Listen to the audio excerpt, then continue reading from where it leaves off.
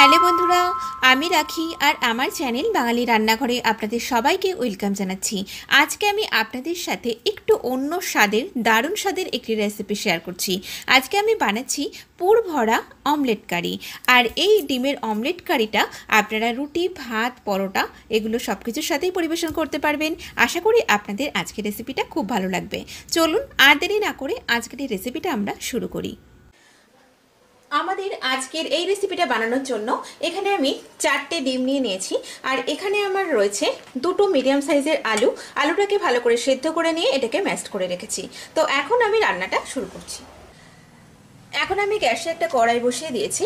এবারে এর মধ্যে দিয়ে দিলাম আমি 1.5 টেবিল চামচ সর্ষের তেল। তেলটা আমাদের গরম হয়ে গেলে এর মধ্যে আমি দিয়ে দিচ্ছি দুটো মিডিয়াম সাইজের কুচানো পেঁয়াজ।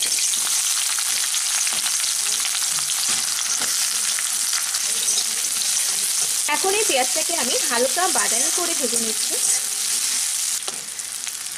পেঁয়াজটা আমাদের হালকা ভাজা হয়ে গেলে দিয়ে দিচ্ছি এর মধ্যে একটা মিডিয়াম সাইজের কুচানো টমেটো। টমেটোটাও পেঁয়াজের সাথে ভেজে নিচ্ছি। এই টমেটো আর পেঁয়াজটা আমাদের বেশ গলে গেছে। এবারে এর মধ্যে আমি দিয়ে দিলাম 1 টেবিল চামচ আদা রসুন বাটা। এখন 2 থেকে 3 মিনিট মশলাটাকে ভালো করে ভেজে নেব। 2-3 মিনিট হয়ে গেছে, এই মশলাটা আমাদের ভাজা হচ্ছে। এবারে এর মধ্যে কিছু গুঁড়ো মশলা দিয়ে দিচ্ছি। দিয়ে দিলাম এর মধ্যে 1/2 চা চামচ হলুদ গুঁড়ো, দিয়ে দিচ্ছি 1 চা চামচ জিরে গুঁড়ো, রেড চিলি পাউডার দিয়ে দিলাম 1/2 চা চামচ। ঝালের পরিমাণটা আপনাদের নিজেদের স্বাদ মতো দেবেন। এখন এই মশলাটাকে খুব ভালো করে আমি কষিয়ে নিচ্ছি। দিয়ে দিলাম এর মধ্যে স্বাদ মতো একটু লবণ, আর দিয়ে দিচ্ছি কয়েকটা দানা চিনি।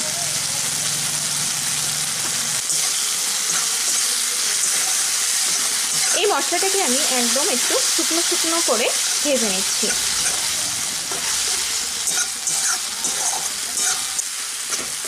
এই মশলাটা আমাদের রেডি হয়ে গেছে। তো এখন আমি গ্যাসটা বন্ধ করে দিচ্ছি। এখন এই যে মশলাটা আমি বানিয়ে নিয়েছি, এখান থেকে প্রায় 1 টেবিল চামচ মতো মশলা তুলে এই সেদ্ধ আলুটার মধ্যে নিয়ে মেখে নেব। আর এই মশলাটা দিয়ে আলুটাকে আমি ভালো করে মেখে নিচ্ছি। আলুটাকে খুব ভালো করে মাখতে হবে যেন আলুর মধ্যে কোনো ডেলা না থাকে।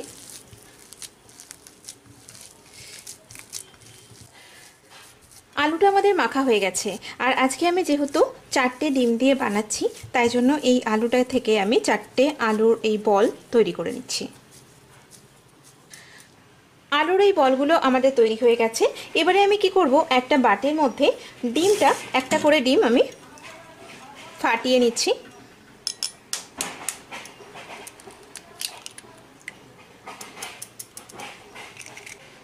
দিয়ে দিচ্ছি এর মধ্যে খুব সামান্য পরিমাণে একটুখানি লবণ, দিয়ে এটাকে ভালো করে ফেটিয়ে নিচ্ছি।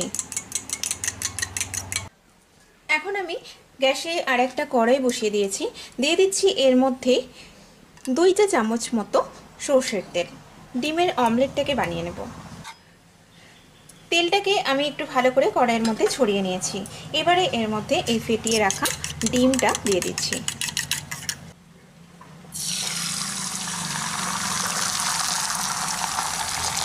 আঁচটাকে একটু মিডিয়াম ফ্লেমে রেখে আমি কয়েক সেকেন্ড এই ডিমটাকে একটু হতে দিচ্ছি।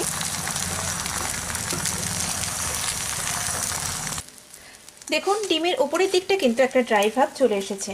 তো এখন আমি এর মধ্যে এই আলুর বলগুলোকে দিয়ে এটাকে একটু চেপে দেব, একটু ছড়িয়ে দিচ্ছি।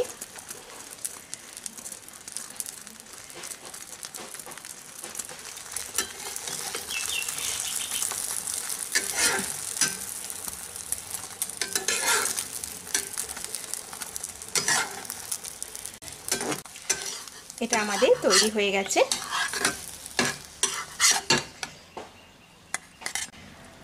আমাদের সব ডিমের অমলেটগুলো রেডি হয়ে গেছে। আর এখানে আমি গ্রেভির জন্য মশলাটাও রেখে দিয়েছি কিছুটা। তো এখন আমি এই মশলাটাকে আবারও গ্যাসে বসিয়ে দিয়েছি। আর এখন গ্রেভির জন্য জল দিয়ে দেব। এটা আমাদের একদমই ঘন গ্রেভি হবে, তাই জলের পরিমাণ কিন্তু খুব বেশি লাগবে না। ঝোলটা আমাদের বেশ কিছুটা ফুটে উঠেছে। এবারে এর মধ্যে দিয়ে দিলাম আমি 3টে চেরা কাঁচা লঙ্কা। প্রায় 4 থেকে 5 মিনিট হয়ে গেছে, ঝোলটা কিন্তু আমাদের ফুটছে। এবারে এর মধ্যে আমি এই অমলেটগুলোকে দিয়ে দেব।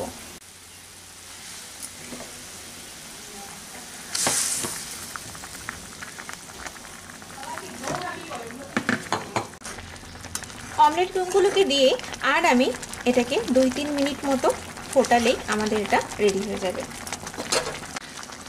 আমাদের এই অমলেট কারি কিন্তু প্রায় হয়ে এসেছে।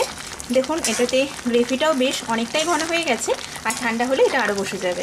তো এখন আমি নামানোর আগে এর মধ্যে দিয়ে দিলাম 1/4 চা চামচ মতো একটুখানি গরম মশলা পাউডার, আর দিয়ে দিচ্ছি কিছুটা পরিমাণে কুচানো ধনেপাতা। এখন আমি গ্যাসটা বন্ধ করে দেব। এটা আমাদের পরিবেশন করার জন্য পুরোপুরি তৈরি। আমাদের এই পুর ভরা ডিমের অমলেট কারির রেসিপি পুরোপুরি তৈরি হয়ে গেল। তো আমার আজকের এই ভিডিওটা যদি আপনাদের ভালো লেগে থাকে তাহলে প্লিজ আমার ভিডিওটাতে একটা লাইক করবেন, পরিচিতদের সাথে রেসিপিটা শেয়ার করবেন, আর আমাকে কমেন্ট করে জানাবেন রেসিপিটা আপনাদের কেমন লেগেছে। আর অবশ্যই নিত্য নতুন রেসিপি পাওয়ার জন্য আমার চ্যানেলটিকে সাবস্ক্রাইব করবেন। সবাই ভালো থাকবেন, সুস্থ থাকবেন। আমি আবারও হাজির হব নতুন কোনো রেসিপি নিয়ে। নমস্কার।